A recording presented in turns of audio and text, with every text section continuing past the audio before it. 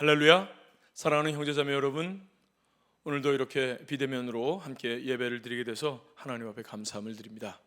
오늘은 거룩한 것을 개에게 던지지 말라라는 제목으로 함께 은혜를 나누고자 합니다.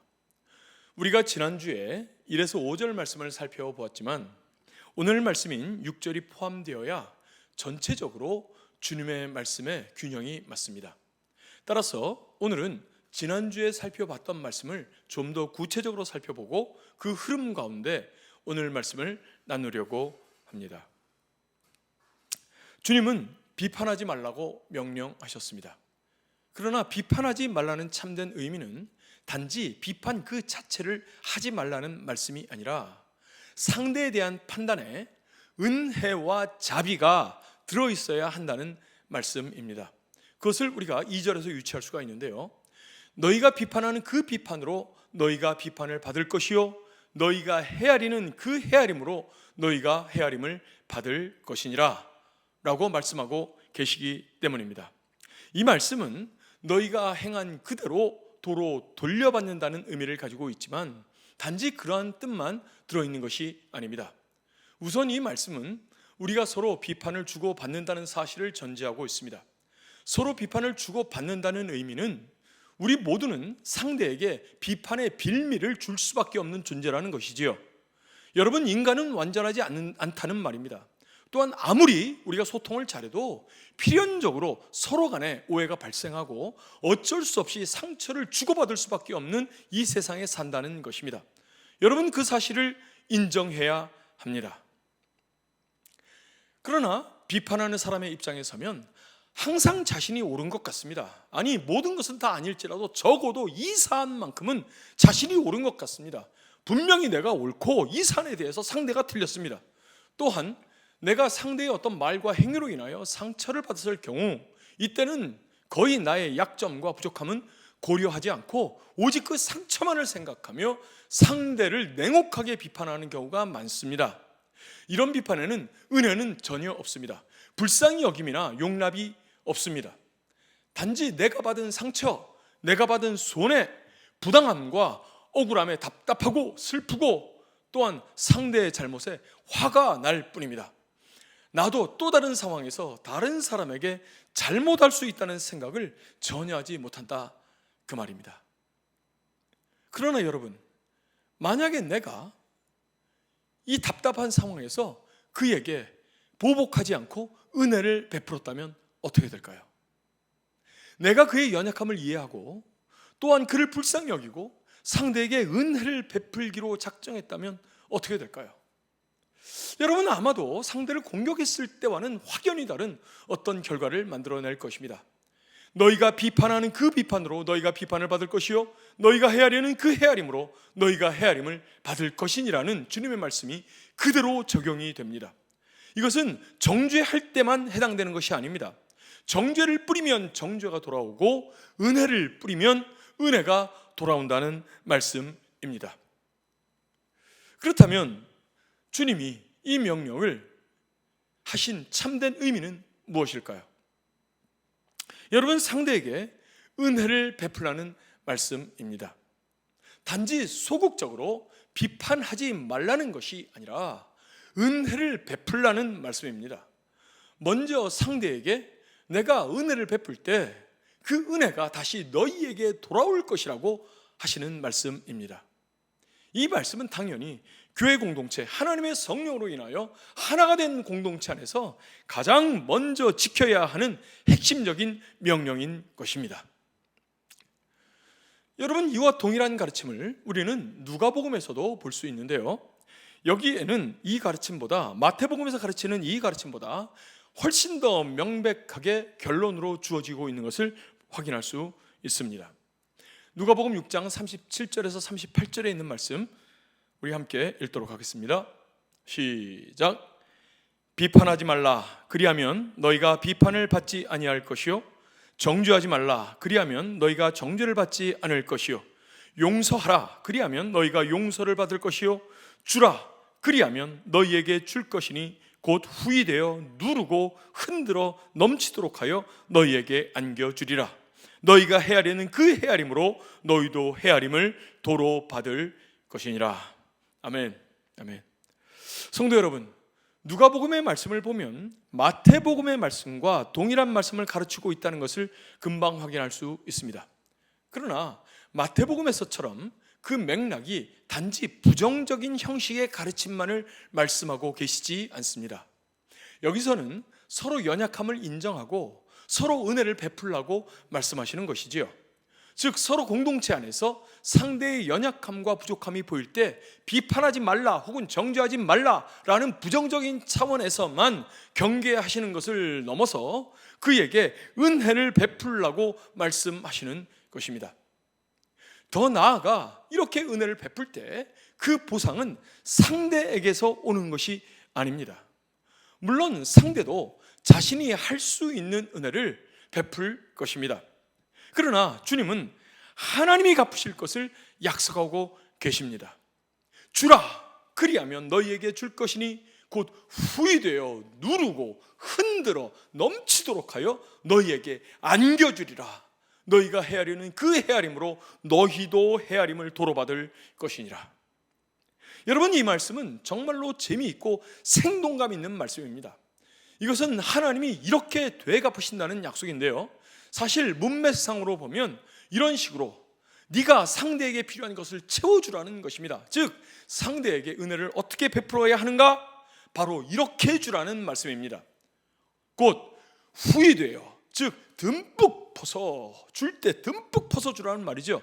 그리고 그것을 꽉꽉 누르라 그 말입니다. 꽉꽉 누르라. 그리고 누른 이후에 흔들어서 그 그릇에 꽉꽉 차도록 빈 곳이 없게 딱딱 치고 흔들어서 그렇게 가득 채우고 또 거기에다가 넘치도록 하라는 것입니다. 그렇게 해서 넘치도록 딱 맞춰주는 게 아니라 넘쳐서 주라 그 말이죠. 여러분, 한마디로 상대에게 은혜를 베풀 때 째째하게 하지 말라 그 말입니다. 째째하게 하지 말라.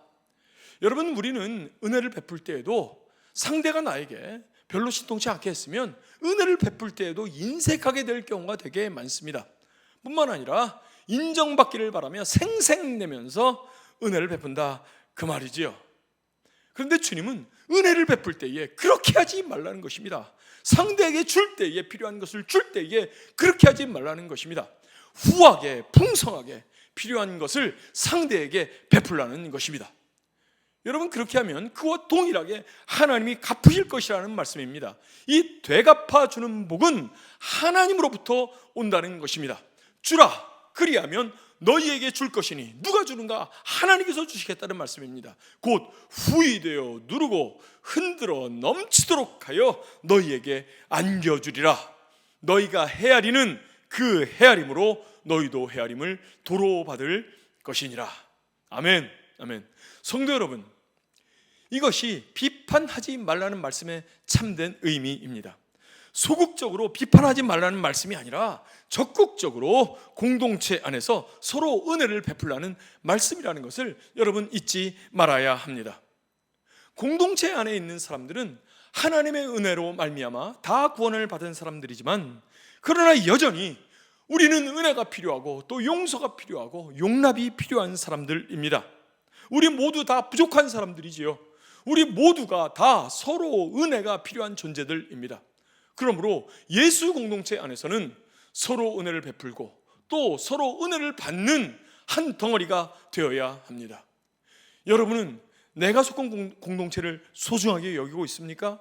이 공동체 안에 은혜를 베풀려고 생각하고 있고 또 이 공동체 안에서 은혜를 받으려고 그렇게 생각하고 있습니까? 이 공동체 안에 여러분의 영적인 뿌리를 내리려고 애를 쓰고 있습니까? 여러분, 뿌리를 내리려고 애를 써야 합니다. 이 공동체를 사랑하려고 애를 써야 합니다. 가만히 있어서는 안 됩니다. 사랑하는 마음이 들 때까지 그저 가만히 있어서는 안 됩니다. 여러분, 교회와 목장 식구들에게 여러분이 먼저 적극적으로 사랑하는 마음을 가지고 나아가시기 바랍니다. 그들에게 내가 할 수 있는 작은 친절, 작은 은혜를 베풀어야 합니다. 또한 상대의 친절의 몸짓에 격려의 반응으로 반응하는 것도 역시 은혜를 베푸는 한 방법이라는 것을 여러분 기억하셔야 합니다. 공동체 안에서 인사를 잘하는 것, 또 활짝 웃는 얼굴로 친절하게 상대를 대하는 것, 여러분, 이런 것도 은혜의 한 방법이 될 수 있다는 사실을 기억하시기 바랍니다. 여러분, 옆에 있는 분들과 한번 아름답게 인사 한번 해보시죠. 반갑습니다. 사랑합니다. 또 웃는 얼굴로 여러분 상대에게 그 미소를 날려보내시기 바랍니다. 네, 반갑습니다. 남궁한일 형제 얼굴 보니까 정말 반갑네요. 여러분, 또 우리가 은혜를, 이 공동체 가운데서 은혜를 베풀 수 있는 그 방법 중에 하나는 바로 문자에 응답하는 것입니다. 어떤 경우 문자를 보내면 반응이 없는 경우들도 있습니다. 반응이 없는 경우들도 있습니다. 여러분, 반응할 때 그저 한 글자 네, 장문의 문자를 잔뜩 썼는데 네, 이렇게 한 글자만 보내는 경우들도 많습니다. 또 뻔한 문구 이런 거 보내는 적도 많이 있습니다. 여러분, 반응할 때도 풍성하고 또 흔쾌히 넉넉하게 반응해야 하는 것입니다. 여러분, 이것이 바로 서로 은혜를 베푸는 것입니다. 그 문자 소통을 통하여 격려를 받는 경우, 이것이 참 있죠. 이번 주에 제가 여러분들에게 너무 덥다고 그래서 격려의 문자 보낸 적이 있습니다. 여러분들이 그 문자를 받고 열심히 반응해 주시는 것을 볼 때 제가 얼마나 크게 위로를 받았고 또 힘이 됐는지 모릅니다. 서로가 서로에 대하여 이렇게 소통하며 격려하는 이러한 모습을 할 때 여러분, 이것이 바로 은혜를 베푸는 또 하나의 방법이 될 수 있다는 사실을 여러분 기억하시기 바랍니다. 바로 이것이 내가 공동체에서 은혜를 주고받는 방법이요, 사랑을 주고받는 방법입니다. 너희가 헤아리는 그 헤아림으로 너희도 헤아림을 도로 받을 것이니라. 아멘. 아멘. 형제 여러분, 그러나 주님은 여기서 한 단계 더 나가기를 원하십니다. 이것은 바로 형제의 눈에 있는 티를 빼는 일입니다. 그냥 무조건 용납과 용서, 은혜만을 베푸는 것으로는 개인이 성장하지 못할 뿐더러 공동체 역시 성장하지 못하고 유지되지 못합니다. 물론 비판과 정죄로 인하여 공동체가 훨씬 더 쉽게 무너지는 것은 당연한 것입니다. 서로에 대한 정죄와 배척, 비판, 그리고 상대를 향하여 마음을 폐쇄하고 닫아버리고 가면을 쓰는 것으로 공동체가 더 쉽게 분열되고 와해가 됩니다. 문제가 있으나 속으로 비판하고 겉으로는 아무 일 없다는 듯이 있는 것, 여러분, 이것이 오히려 공동체에 심각한 문제를 초래한다는 것을 기억하셔야 합니다. 비판하지 말라는 말씀을 잘못 들으면 이러한 모습으로 우리 자신을 겉과 속이 다른 그런 존재로 얼마든지 만들 수 있다는 사실을 여러분 기억하셔야 합니다. 개척 후 9년 동안 이런 경험들이 우리에게 정말 많이 있었습니다. 한 형제의 소문을 듣고 그 소문으로 형제를 비판하고 어쩌면 겉으로는 믿음이 좋은 척하면서 저런 짓을 할 수가 있지? 나는 이 사람을 절대로 인정할 수 없어. 이렇게 생각을 합니다. 어느 한 형제가 이렇게 생각을 했습니다. 그런데 더 충격적인 사실은 겉과 속이 다른 이 상태에서 마치 아무 일도 없다는 듯이 수개월 흘러가도록 그저 목장에서 가면을 쓰고 빈 껍데기로 웃으며 대했다는 사실입니다. 여러분, 정말 놀라운 일입니다. 이건 충격적인 일입니다. 속은 그 사람을 용납하지 못했으면서 겉으로는 마치 용납하는 것처럼 그렇게 웃으며 그렇게 말을 들으며 그렇게 했다는 것이죠. 혹은 상대의 잘못된 성향과 습관, 혹은 잘 이해가 되지 않는 행동을 보면서 옆 사람에게 이렇게 이야기를 합니다. 저분이 왜 이런 식으로 말씀을 하시지? 이렇게 말을 했더니 걔는 원래 그래, 그냥 이해하고 넘어가, 그 정도 수준밖에 되지 않아. 그러면서 그 한 사람을 비판하며 서로 이야기를 나눈 자신들끼리 한 뜻이 됩니다. 대체로 이 한 사람은 목사님 혹은 사모님 혹은 중간 리더들이 되지요. 이렇게 뒤에서 비판하면 이제는 비판하는 사람들끼리 내부적인 친분이 생기기 시작합니다. 한 사람을 뒤에서 몰래 비판하면서 자유로운 결속이 생긴다는 것입니다. 직장 다니시는 분들은 잘 아실 것입니다. 뒤에서 한 상사를 그렇게 놓고 난도질을 하면 얼마나 신나는지 여러분 잘 아실 것입니다. 자신들의 그 결속, 그 친분 안에 비판 대상인 그 사람을 절대로 들이지 않지요. 그에게는 문을 닫고 이제는 교제를 해도 자신들끼리 식사를 해도 자신들끼리, 밖에서 함께 개인적인 시간을 보내도 자신들끼리 합니다. 여러분, 몰래 먹는 떡이 맛있다고 그렇게 통하는 사람들끼리 은밀히 교회를 떠나 사적으로 모이니까 너무나 시원하고 뭔가 잘 통하는 것 같고 뭔가 스릴 있고 재미가 있습니다. 이런 모임이 문제가 된다는 것을, 또 교회에 해가 된다는 것을 양심이 분명히 지적하고 말하고 있지만, 서로 사랑하는 것이 뭐가 나쁘냐, 혹은 서로 친하게 교제하는 것이 뭐가 나쁘냐, 주님도 서로 사랑하라고 하시지 않냐, 이렇게 생각하며 스스로 합리화합니다. 여러분, 결국 이러한 모임은 자기들끼리만 모이는 내부 지향적인 성향을 매우 강력하게 띠게 되고, 이 내부 지향적인 자기들끼리만의 모임은 결국 공동체의 암덩어리로 발전하게 됩니다. 어느새 이들에게 권력이 생깁니다. 자기들끼리 모였으니까, 마음이 맞는 사람들 모였으니까 권력이 생긴 것입니다. 공동체 가운데 주시는 하나님의 말씀에 한 마음으로 화답하지 않을 수도 있습니다. 마음에 들지 않는 설교를 들으면 꼭 그래야 해? 목사님은 왜 저래? 설교가 끝나자마자 자기네들끼리 모여서 이렇게 말합니다. 그러면서 반대 세력을 형성하죠. 여러분, 제가 지금 드린 말씀, 이 말씀은 실제로 있었던 말씀입니다. 실제로 있었던 이야기입니다. 이 사람들은 여러분 완전히 속은 것입니다. 사랑이라는 이름으로, 교제라는 이름으로 속은 것입니다. 왜냐하면 처음부터 형제를 비판하는 것으로 모였기 때문에 그렇습니다. 그 모임의 핵심이 은혜를 베푸는 것이 아니라 형제를 비판하고 정죄하는 것이었기 때문에 그들은 속은 것입니다.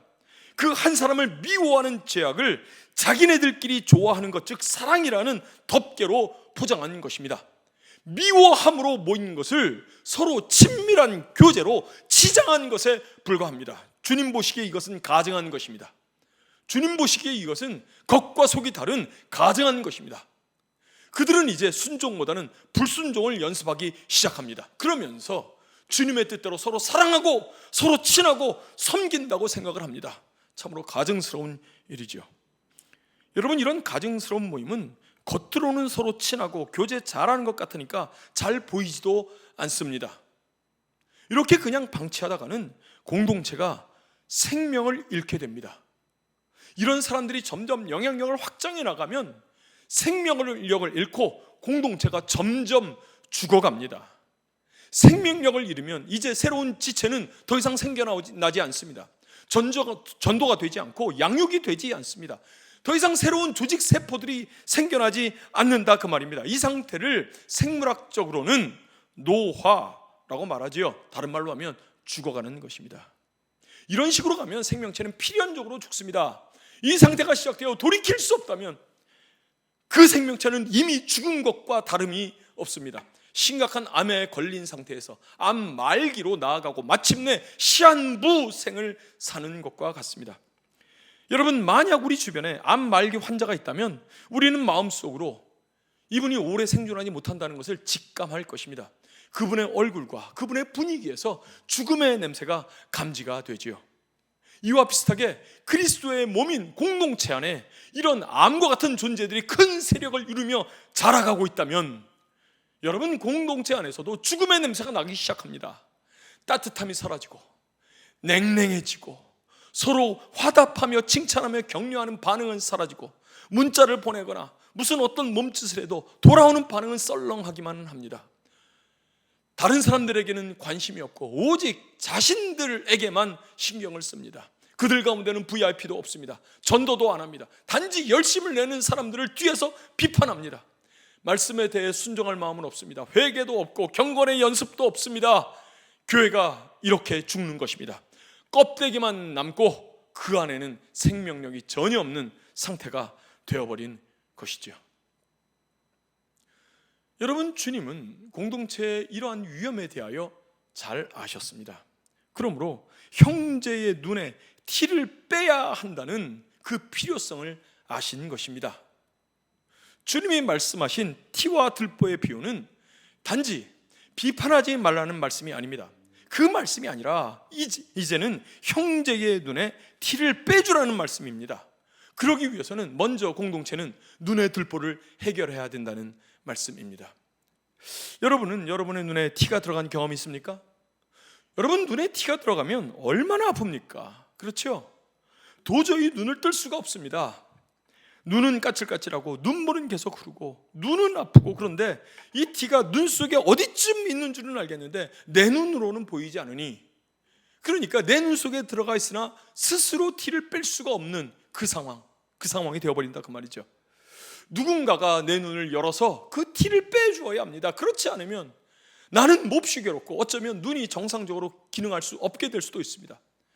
그렇다면 무엇을 제대로 볼 수 있겠습니까? 적어도 눈에 티가 들어간 상황에서는 아무것도 제대로 할 수 없습니다.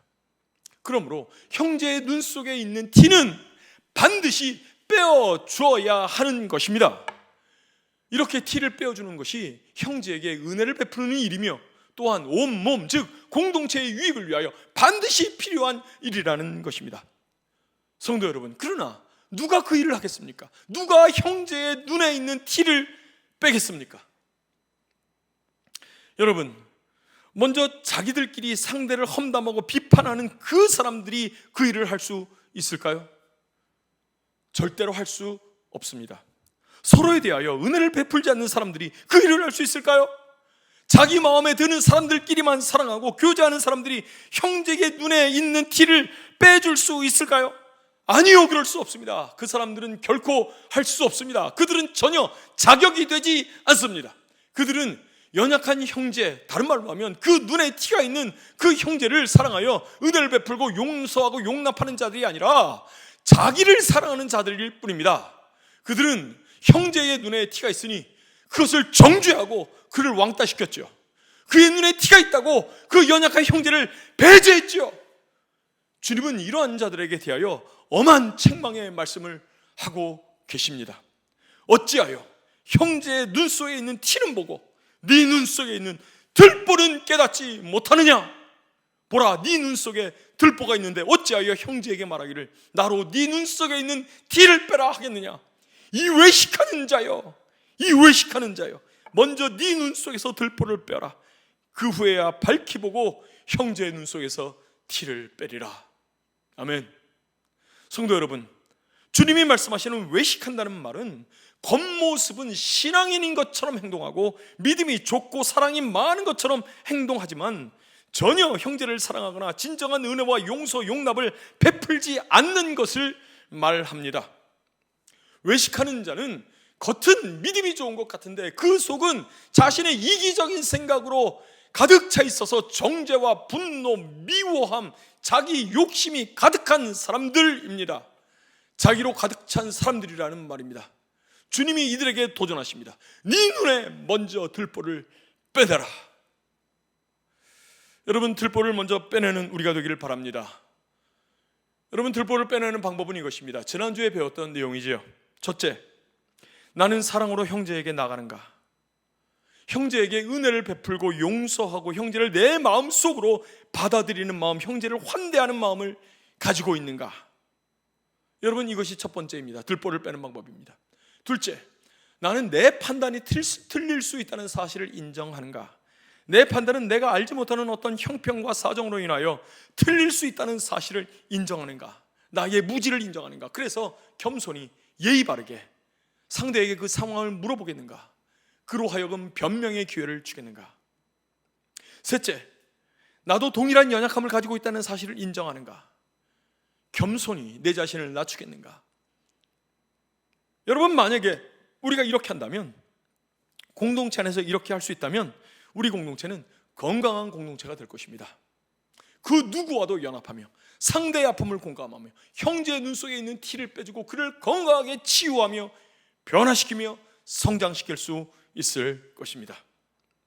성도 여러분, 나는 내 눈에 티가 들어있어서 나를 괴롭히고 있다는 것을 알고 있습니까? 형제 자매의 그 치유의 손길이 필요하다는 사실을 여러분 인정하십니까? 형제의 은혜와 도움, 용서와 용납, 나를 받아주는 은혜가 필요함을 여러분 인정하십니까? 또한 내 말을 들어주기만 하는 것이 아니라 나에게 하나님의 말씀으로 가르침을 주고 나는 그 가르침을 받을 마음이 있습니까? 아니면 왜 이렇게 귀찮게 내 삶에 관여하는 거야? 제발 나를 내버려 두면 안 돼? 혹은 무슨 교회가 이렇게 개인의 삶에 관여해? 하나님 잘 믿고 예배만 잘 드리면 되는 것 아니야? 이 교회 못 다니겠네, 이러지 않습니까? 내 눈을 공동체에 맡길 줄 아는 자들이 되시기를 간절히 바랍니다. 또한 우리가 건강한 공동체가 되기를 간절히 바랍니다. 아멘. 아멘. 자, 우리 옆에 있는 분들과 서로 인사하죠. 건강한 공동체가 됩시다. 내 눈을 형제에게 맡깁시다. 티를 빼주세요. 네, 여러분, 그런 건강한 공동체가 되기를 간절히 축원합니다. 성도 여러분, 이제 우리는 또 다른 경우를 생각해야 합니다. 공동체 안에는 자신의 눈을 공동체에게 맡기는 자들이 있습니다. 그들의 눈에는 티가 있죠. 문제가 있습니다. 연약함이 있습니다. 그러나 마침내 변화될 자들입니다. 그러나 여러분, 다른 한편으로는 결코 변화되지 않을 개, 돼지 같은 자들도 있습니다. 물론 이런 사람들은 세상에 존재하는 사람들입니다. 이들은 전혀 주님의 말씀에 순종할 마음이 없습니다. 이들은 순종하고 싶은데 연약하여 반복적으로 죄를 짓고 넘어지고 실패하고 실수하는 자들이 아닙니다. 이 사람들은 처음부터 하나님의 말씀에 순종할 마음이 없는 사람들입니다. 오직 자신의 생각과 사상으로 가득 차 있는 사람들이고, 하나님의 말씀을 단지 종교적인 가르침 정도로 생각하는 사람들입니다. 여러분, 이런 사람들은 일반적으로 세상에 많이 있습니다만 교회 공동체 안에도 얼마든지 존재할 수 있다는 사실을 주목해야 합니다. 주님은 그런 사람들을 어떻게 대해야 하는지에 대해서 성도들에게 경계의 말씀을 주고 계시는 것입니다. 그것이 우리가 오늘 본문으로 읽었던 6절 말씀입니다. 우리 6절 한 목소리로 읽어보도록 하겠습니다. 시작. 거룩한 것을 개에게 주지 말며 너희 진주를 돼지 앞에 던지지 말라. 그들이 그것을 발로 밟고 돌이켜 너를 찢어 상하게 할까 염려하라. 아멘. 아멘. 여러분, 먼저 어떤 사람은 개와 돼지 같은 사람일 수 있다는 것입니다. 개와 돼지는 요즘에는 욕으로 사용되지요. 당시에도 개와 돼지는 긍정적인 의미로 사용되지 않았습니다. 여기서 말하는 개와 돼지는 어떤 종류의 사람인가? 거룩한 것을 알지 못하는 짐승과 같은 사람, 보석을 보석으로 보지 못하고 진짜 존귀한 가치를 깨닫지 못하는 동물과 같은 사람을 비유적으로 주님께서 말씀하신 것입니다. 이 사람들을 판단했다는 사실 아시겠습니까? 비판하지 말라 이렇게 말씀하신 주님께서 그러한 사람들을 판단하셨다는 사실을 아시겠습니까? 여러분, 판단하셨다는 이 내용을 볼 때 비판하지 말라라고 하는 이 말씀은 그냥 단지 비판하지 말라는 것이 아니라 하나님의 말씀으로 사람들에게 정확한 말씀을 가르쳐 치유하며 변화시키라는 그 주님의 속마음이 들어있는 것을 우리는 분명히 확인할 수 있습니다.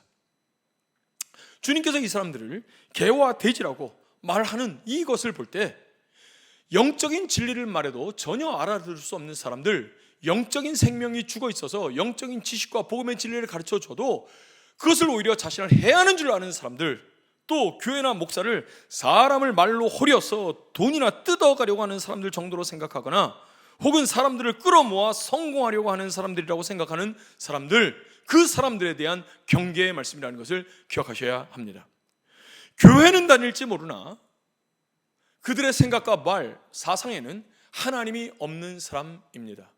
이런 사람들은 짐승과 같습니다. 영적인 무지의 차원에서 보면 동물과 다를 바가 전혀 없다 그 말이죠. 단지 자신의 육체적인 정욕을 따라서 자신의 생각과 지성, 의지를 사용할 뿐입니다. 자신의 육신적인 정욕과 쾌락을 따라서 그들은 사는 것입니다. 더 많은 돈, 더 많은 명예, 더 많은 쾌락을 위하여 애를 쓰지만, 수준 높게 애를 쓰는 것처럼 보이지만 사실은 그들은 정욕을 따라 사는 사람들입니다. 자신이 죄인이라는 사실을 전혀 모르고 또한 인정하지 않는 사람들입니다.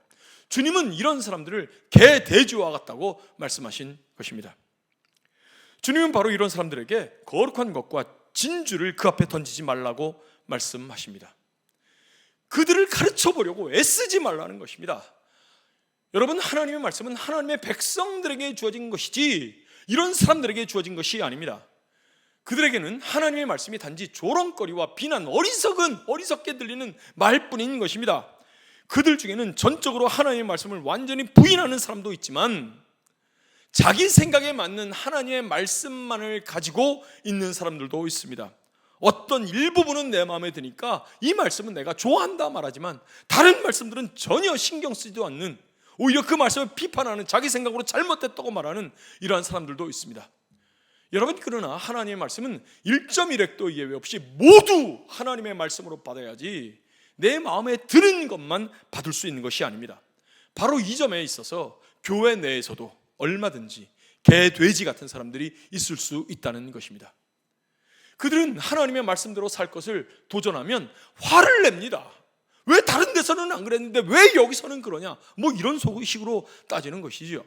세상 사람들처럼 하나님의 말씀을 발로 밟고 무시하고 조롱합니다. 심지어 그 말씀이 자신의 자존심을 건드렸으면 덤비거나 싸웁니다.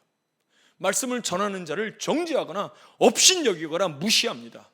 경우에 따라서는 인사도 하지도 않고 기본적인 예의도 무시하고 공동체에 부정적인 영향을 마구마구 끼쳐댄다 그 말이죠. 다른 옆에 있는 사람한테도 자기 생각을 전염시키며 이런 일들을 한다 그 말입니다. 여러분, 이런 상황이 되면 말씀을 전하는 자는 정말로 어렵습니다. 말씀을 거절하는 그들을 변화시키기 위하여 애를 쓰고 싸우고 책망하고 격려해봐도 요지부동입니다. 그러면 말씀 전하는 자가 낙심을 하거나 아니면 사나워집니다. 용을 잡으려다가 용을 담게 되는 격입니다. 늑대를 잡으려다가 늑대 담게 되는 격입니다. 여러분, 이렇게 되면 공동체에 막대한 부정적인 영향이 미치기 시작합니다. 설교자가 사나우니까 그 말씀을 듣고 있는 선량한 하나님의 사람들 마음 가운데 상처가 되는 것이지요. 여러분, 이것은 진짜 어리석은 짓입니다. 정말로 어리석은 짓입니다. 사람의 변화는 하나님의 소관입니다. 사람의 말로 변화되는 것이 아닙니다. 그들을 변화시켜보자고 강한 말, 무서운 말, 거친 말들을 마구 던져봐야 그들은 까딱도 안 합니다. 공동체만 다칠 뿐입니다. 상대는 개, 돼지인 수준입니다. 거듭나지 않아 거룩한 것을 모릅니다. 귀한 진주를 던져주었더니 자신에게 돌을 던진다고 생각을 하고 돌이켜 공격하는 수준이라 그 말입니다. 주님은 그런 사람들에게는 거룩한 것, 귀한 보석과 같은 진리를 던지지 말라고 권면하십니다. 다시 말하면 짐승들과 싸우지 말라는 것입니다. 그래서 우리 교회에서도 제가 어느 한번 목회자 컬럼으로 이 내용에 대해서 글을 쓴 적이 있었죠. 제가 바로 이렇게 했었습니다. 그래서 여러 형제자매들, 하나님의 말씀으로 살고자 하는 하나님의 백성들의 마음에 많은 상처를 주고 부담을 줬었던 것에 대하여 제가 여러분에게 사과했었던, 그 고백을 했었던 그 기억이 있습니다. 여러분, 그것은 정말로 하나님께서 우리에게 시키지 않으셨던 그러한 어리석은 짓이었습니다. 그건 제가 잘못한 것이죠. 짐승과 같은 사람들을 변화시키려고 그렇게 힘쓰지 말라고 오늘 주님께서는 말씀하고 계시는 것입니다. 사랑하는 성도 여러분, 하나님의 말씀은 하나님의 백성의 것입니다. 그들에게는 거룩한 것이요 존귀한 것이요 그들의 영혼을 살리는 생명의 말씀입니다. 영적인 것을 전혀 모르는 개돼지 같은 사람들과 싸우지 마십시오. 그들을 변화시키려고 씨름하지 마십시오. 모두 헛수고입니다. 헛수고입니다. 그들이 전혀 소중한 것을 모를 뿐더러 심지어 공격하기까지 할 것입니다. 그들에게 더 이상 복음의 진리를 가르치지 말고 복음의 진리를 제시하지 마시기 바랍니다. 여러분, 이것이 주님의 명령입니다. 복음은 그런 사람들의 것이 아닙니다. 복음은 하나님의 백성들의 것이라는 사실을 잊지 마시기 바랍니다. 아멘. 주님은 왜 이런 가르침을 성도들에게 주실까요? 왜 이 공동체에게 주실까요? 네, 그것은 바로 말씀을 가르치는 자들을 보호하시려고 그러시는 것입니다. 또한 하나님의 말씀의 권위를 수호하시려고 그렇게 가르치는 것입니다. 하나님의 말씀은 거룩하고 존귀한 것입니다. 밟아도 되는 것이 아닙니다. 그저 무시해도 되는 것이 아닙니다. 또한 말씀을 가르치는 자 역시 존귀한 자들입니다. 그리고 하나님의 말씀을 배우는 자들 또한 존귀한 자들입니다. 거룩한 것을 거룩한 것으로 아는 자들, 값진 진주와 같은 인생의 스토리를 담고 있는 진주와 같이 귀한 진리의 말씀을 소중하게 생각하는 사람들에게 바로 하나님의 말씀이 주어져야 하는 것입니다. 하나님의 백성들에게 말씀은 참으로 힘이 되고 가치가 되고 나를 아름답게 가꾸는 존귀한 보물이 될 줄로 믿습니다. 성도 여러분, 하나님의 말씀을 사랑하십시오. 더 소중하게 여기고 여러분의 영혼을 가꾸는데 값지게 사용하시는 여러분들이 다 되시기를 간절히 축원합니다. 아멘. 아멘. 아멘. 여러분, 이 정도 말씀을 드리면 여러분 가운데서 한 가지 의문이 들 수 있습니다. 이것입니다. 그렇다면 하나님의 말씀을 모르는 자들, 세상 사람들에 대해서는 전도도 하지 말라는 말씀입니까? 말씀 전하지 말라는 말씀입니까? 이렇게 물을 수 있죠. 여러분, 아닙니다. 세상 사람들이 하나님의 백성인지 아닌지 우리가 어떻게 알 수 있습니까? 우리는 정확히 알지 못합니다. 게다가 첫 모습을 보고 어떻게 그들이 하나님의 백성인지 아닌지 알 수 있습니까? 우리는 단지 그들에게 복음을 전할 뿐입니다. 그러나 구원은 사람의 설득에 있는 것이 아니라 하나님의 만지심에 있습니다. 성령의 거듭나게 하심에 있습니다. 여러분, 이렇게 사랑하는 마음으로, 그들의 연약함을 용납하는 마음으로, 은혜를 베풀려는 마음으로 불신 영혼에게 나아갈 때 그들이 반응을 보일 것입니다. 또한 전도하는 사람의 마음에 주시는 불신 영혼에 대한 하나님의 인도하심을 받아야 하는 것입니다. 여러분, 우리는 성경을 통하여 사도 바울이 어떻게 변화되었는지를 잘 알고 있습니다. 그는 복음을 조롱했고 하나님의 말씀을 무식한 자들의 가르침이라고 생각했고 또 아주 위험한 이단적 사상이라고 생각을 했습니다. 그래서 그에게 아무도 복음을 전하지 못했습니다. 뿐만 아니라 그는 이 복음을 믿는 여러 사람들을 잡아다가 감옥에 가두고 심지어 고문하고 죽이기까지 했습니다. 그에게 복음을 전해봐야 복음을 발로 밟고 심지어 돌이켜 복음 전하는 자를 찢어 상하게 할 것이 분명합니다. 그러나 하나님이 그를 만나시고 그의 영혼이 거듭났을 때에 하나님은 아나니아를 보내시지요. 그리고 그에게 말씀을 주십니다. 아나니아는 사울이 이렇게 말씀을 들어봤자 말씀을 전하는 자를 해하며 교회를 어렵게 하는 사람이라고 말을 하여 하나님의 복음을 전하기를 거부합니다. 그러나 주님께서는 그가 변화됐다라고 말씀하시며 그에게 가라고 말씀을 주시지요. 여러분, 마침내 아나니아는 사울에게 비로소 다가가 하나님의 말씀을 전합니다. 이 말씀에 바울이 놀랍게 변화되지요.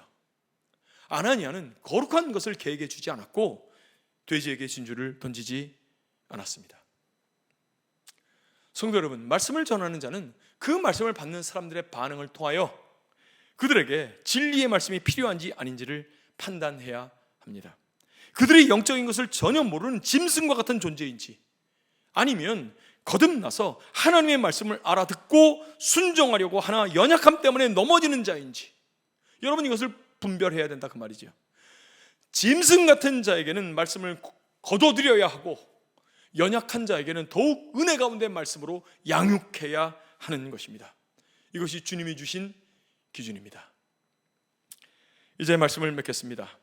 여러분, 우리가 쭉 들었던 말씀을 이제 결론적으로 말씀드리면 다음과 같습니다. 첫째, 비판하지 말라는 말씀은 공동체 안에서 소극적으로 비판하는 행동을 하지 말라는 말씀이 아니라 적극적인 개념으로서 연약한 자에게 은혜를 베풀라는 말씀임을 명심해야 합니다. 우리가 적극적으로 연약한 자에게 나아가 그들을 용서하고 용납하며 은혜를 베풀 때에 우리 공동체는 반드시 복을 받을 것입니다. 하나님이 우리의 마음을 은혜로 헤아려 주시고 반드시 그 헤아림 그대로 복을 주실 줄 믿습니다. 이것은 약속입니다. 하나님의 언약입니다. 적극적으로 서로에게 은혜를 베푸는 따뜻한 공동체가 되기를 간절히 바랍니다. 우리가 헤아리는 그 헤아림으로 우리가 도로 헤아림을 받을 줄 믿습니다. 아멘. 둘째, 형제의 눈 속에 있는 티를 빼준다는 말씀은 그들을 왕따시키는 것이 아니라 그들에게 은혜를 베풀되 그들의 연약함, 죄, 아픔을 치유해 주어야 한다는 말씀입니다. 단지 용납하는 정도가 아니라 그들을 치유하고 변화시켜서 성장시켜야 하는 것입니다. 그 눈에 있는 티를 빼주어야 하는 것입니다. 그 아픔을 해결해 줘야 한다는 말입니다. 그러나 먼저 들보를 해결한 마음으로 그들의 아픔을 공감할 수 있어야 비로소 치유가 될 수 있는 것입니다. 연약한 형제를 사랑으로 치유해주고 말씀으로 눈에 티를 빼주는 우리가 되기를 간절히 바랍니다. 뿐만 아니라 우리의 티가 들어있는 눈을 형제 자매들에게 맡길 줄 아는 우리가 되기를 간절히 축원합니다. 아멘. 세 번째, 하나님의 말씀을 무시하고 멸시하며 말씀 배우는 것을 소중한 것으로 여기지 않는 사람들이 있습니다. 자신의 눈에 티가 있지만 감각이 없는 자들, 아픈 줄도 모르는 자들, 죽은 자들이 있습니다. 더 이상 배우지를 원하지 않고 거룩한 것을 거룩한 것으로 알지 못하고 존귀한 것을 존귀한 것으로 보지 못하는 사람들이 있습니다. 그들에게 거룩한 것을 주지 말고 하나님의 구원하심에 의탁하시기 바랍니다. 그들이 거듭나기까지, 거듭남을 위하여 하나님 앞에 기도하시기 바랍니다. 마침내 그들이 성령으로 거듭났을 때 하나님의 은혜를 따라 그들에게 하나님의 말씀을 전하는 우리가 되기를 바랍니다. 영적인 것을 알지 못하는 자들과 싸우다가 쓸데없는 상처를 받지 말고 하나님의 말씀을 소중하게 생각하는 자들에게 집중하는 우리가 되기를 간절히 바랍니다. 여러분, 우리가 이렇게 하나님의 말씀과 공동체의 은혜로 성도들을 치유하는, 성장시키는 공동체가 되기를 간절히 바랍니다. 여러분, 이러한 복이 우리 교회 가운데 임할 줄 믿습니다. 아멘. 이 시간에 함께 하나님 앞에 기도하겠습니다.